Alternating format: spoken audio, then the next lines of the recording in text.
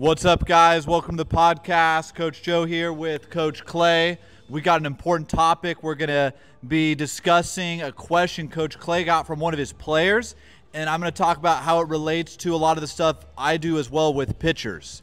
So, Coach Clay, take the mic. So, the question was posed to me, and let me make sure I get this correct for you guys. The question was posed to me about training and what we should really be thinking about. I received a message saying, tips or suggestions to gain bat speed. The reason I bring this up is because I was talking to one of our varsity coaches, and this is at a very successful high school.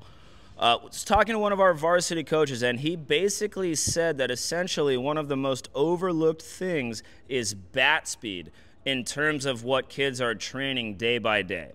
Would you agree that I should start training it on a daily basis?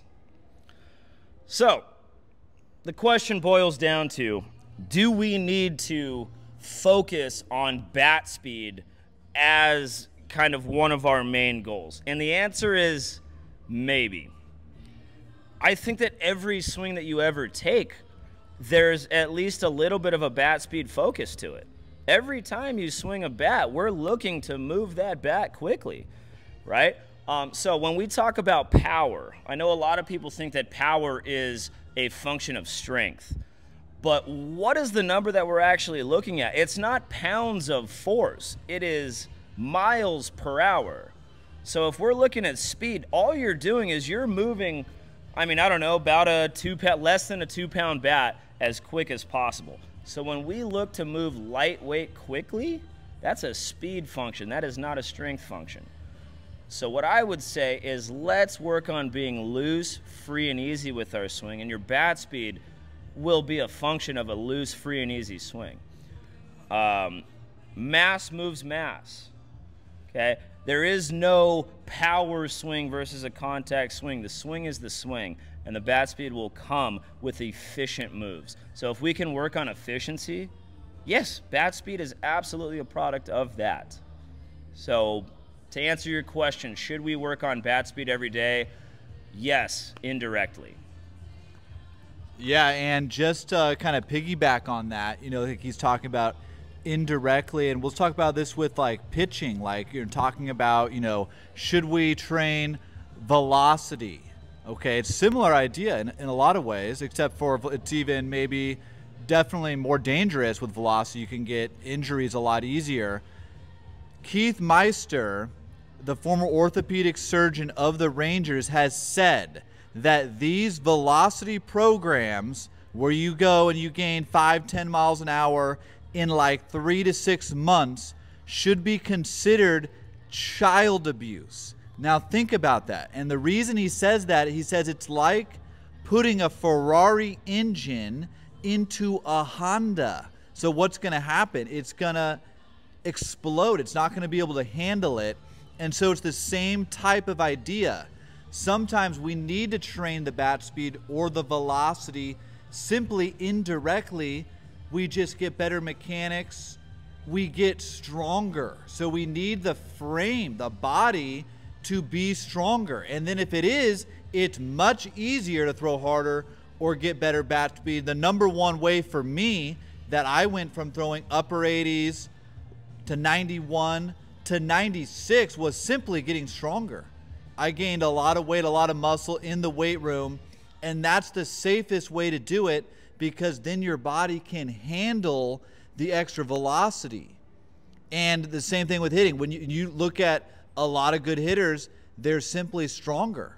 And so, of course, mechanics are going to matter, being loose, all this stuff, but especially with pitching, we've got to have a body that can handle it. You've got to have strong muscles, strong tendons, good mechanics, and that makes a huge difference. Way too many coaches are having guys just pursue velocity without even addressing the body, the biomechanics, and they're doing it on purpose. The reason is because they're just trying to win a game tomorrow. They don't care about the long-term health of the player. They're just trying to win that game tomorrow. So what are you going to say? Throw as hard as you can, rip a bunch of curveballs, just win the game, and that's like just drop the Ferrari engine in the Honda, boom, bad things happen.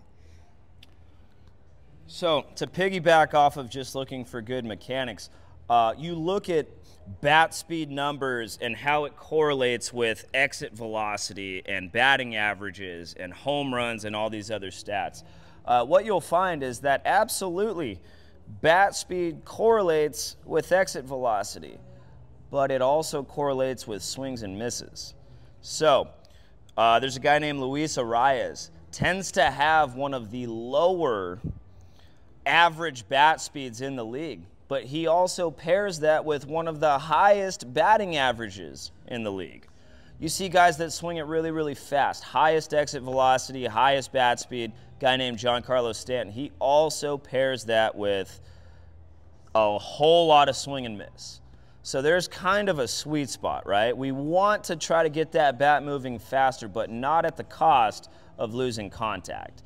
So if we can clean up our mechanics, if we can work on a loose, efficient swing, yes, your bat speed goes up. Yes, we always want more bat speed.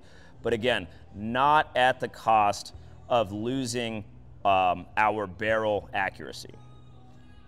Yeah, and then just to piggyback on that without, getting into the pitching as much, although similar principles apply, with hitting, I've read that if you wanted to optimize strictly for, power, for distance, you would do things a little bit differently. You might swing a much heavier bat, for example. One paper I read, they said 37, 38 ounce bat would be optimal. You might swing at a steeper angle. I've read that in home run derbies, players swing at about a 10 degrees steeper angle on average. And then a lot of times they slump after. So they're hitting the ball far in a home run derby, working on, optimizing for distance, for launch angle, for all that stuff, and then they slump. So the same thing with bat speed.